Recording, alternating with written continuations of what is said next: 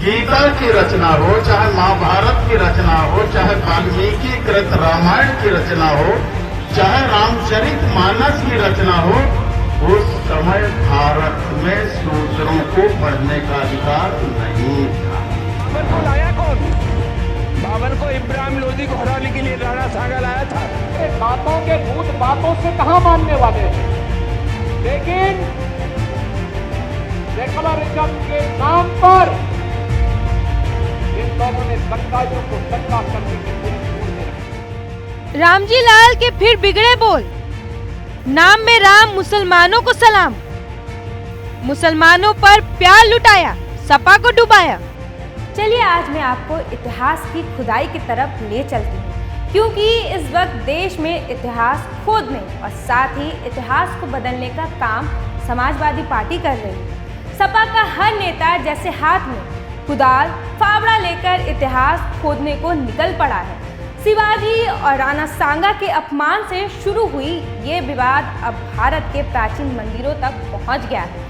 Samajwadi party के सांसद रामजी लाल सुमन सुधरने का नाम नहीं ले रहे हैं। उनके बयान को लेकर सियासी घमासान अभी थमा भी नहीं था कि सपा के एक और विधायक इंद्रजीत सरोज ने ऐसा बयान दे दिया है कि जिसके बाद फिर से एक बार देश का सियासी पारा हाई हो गया है। और अब ये सियासी घमासान कहां तक पहुंच गया है, देखिए इस रिपोर्ट में। नमस्कार, आप देख रहे हैं जनतंत्र टीवी का डिजिटल प्लेटफॉर्म। मैं हूं आपके साथ रुचि सिंह। समाजवादी पार्टी के सांसद रामजी लाल सुमन के राणा सांगा पर दिए गए बयान को लेकर बवाल अभी थमा भी नहीं था कि 14 अप्रैल को सपा के विधायक और राष्ट्रीय महासचिव इंद्रजीत सरोज ने मंदिर राम जाति पर विवादित बयान दे दिया। उन्होंने कहा कि अगर भारत के मंदिरों में ताकत होती तो मोहम्मद गजनी और मोहम्मद गौरी भारत नहीं आते, इसको लूटने का काम नहीं करते। तो चलिए आपको सुनाते हैं इंद्रजीत सरोज ने क्या कुछ कहा है। गीता की रचना हो, चाहे महाभारत की रचना हो, चाहे वाल्मीकि कृत रामायण की रचना हो, चाहे रामचरित मानस की रचना हो, उस समय भारत में शूद्रों को पढ़ने का अधिकार नहीं था। सही बता रहे, उस समय भारत में शूद्रों को पढ़ने का अधिकार नहीं था। आप पढ़ लिख नहीं सकते थे। अगर आप पढ़ने की कोशिश करेंगे तो आपकी आंखें फोड़ दी जाएंगी। आप सुनने की कोशिश करेंगे तो शीशा पिघला के कान में डाल दिया जाएगा। अगर जीभ से आप उच्चारण करेंगे तो जीभ आपकी काट ली जाएगी। ये व्यवस्था थी भारत के अंदर। मैं गलत नहीं बोल रहा, भारत के अंदर ये व्यवस्था थी साथियों। जो है सार्वजनिक रास्तों में चलने की हमें इजाजत नहीं थी। कोई भी शूद्र समाज का आदमी अगर सार्वजनिक रास्ते पर चलेगा तो गले में हंडिया बांध के चलेगा, थूकेगा तो दिन भर हंडिया में थूकेगा, फिर मिट्टी को खोद के उस हंडिया को गाड़ेगा। वहीं आपको बता दें कि पहले औरंगजेब वर्सेस शिवाजी पर जुबानी जंग, जमाने में भारतवर्ष जो है सोने की चिड़िया था, एक इंसाफ पसंद बादशाह था। फिर सलार काजी और राजा सुहेल देव पर युद्ध। सलार गाजी वो व्यक्ति है जिसने सोमनाथ के मंदिर से लेकर मथुरा तक के मंदिरों को तोड़ा, जबरन हिंदुओं का धर्मांतर कराया, बलात्कार करवाए। इतिहास जिन्होंने नहीं पढ़ा उन्हें इतिहास पढ़ना चाहिए।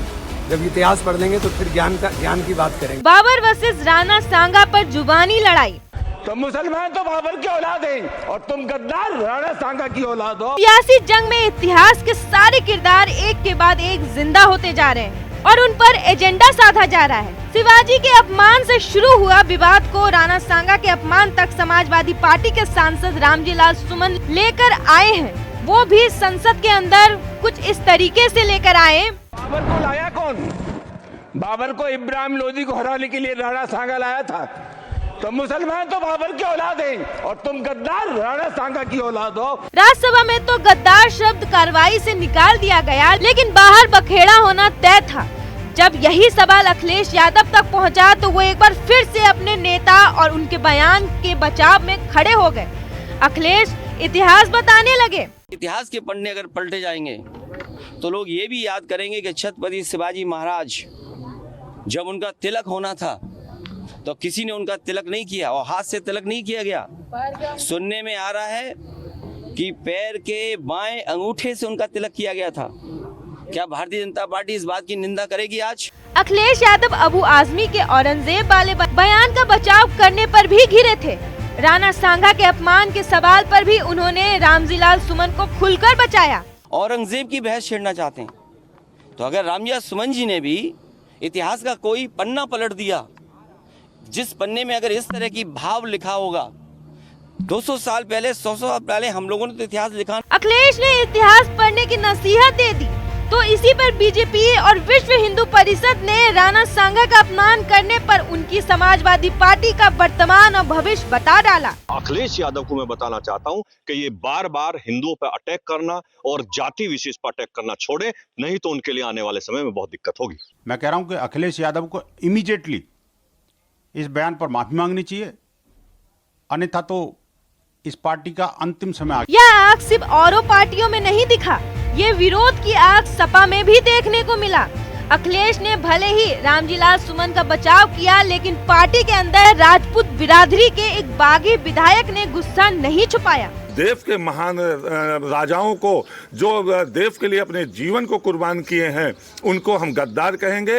ऐसे में ये टिप्पणी बिल्कुल उचित नहीं है। माननीय राष्ट्रीय अध्यक्ष जी को सख्त कार्रवाई करनी चाहिए और इनके खिलाफ, और नहीं तो इनको पार्टी से निकाल के बाहर करना चाहिए। इतने तीखे रिएक्शन होने के बाद भी रामजीलाल सुमन अपने बयानबाजियों से बाज नहीं आ रहे और उन्होंने फिर से एक ऐसा विवादित बयान दे दिया जिससे सियासी पारा हाई हो गया। उन्होंने सरकार पर सवाल उठाते हुए कहा कि अगर कहेंगे मुसलमान में बाबर का डीएनए है तो तुम में किसका डीएनए है, जरा ये भी बता दो। मैंने कोई ऐसी बात नहीं की जो किसी को आहत करे। ऐतिहासिक तथ्य है, इब्राहिम लोदी को हराने के लिए राणा सांगा ने बाबर को आमंत्रित। वहीं दूसरी तरफ सीएम योगी दंगइयों कट्टरपंथियों की सोच रखने वाले नेताओं की कमर तोड़ने की तैयारी कर रहे हैं। जहां एक तरफ सपा नेता इस तरीके से बयानबाजियां कर रहे हैं तो वहीं उत्तर प्रदेश के सीएम योगी आदित्यनाथ दंगाई और कट्टरपंथी सोच रखने वाले नेताओं की कमर तोड़ने की तैयारी कर रहे हैं। आप देख रहे होंगे बंगाल जल रहा है,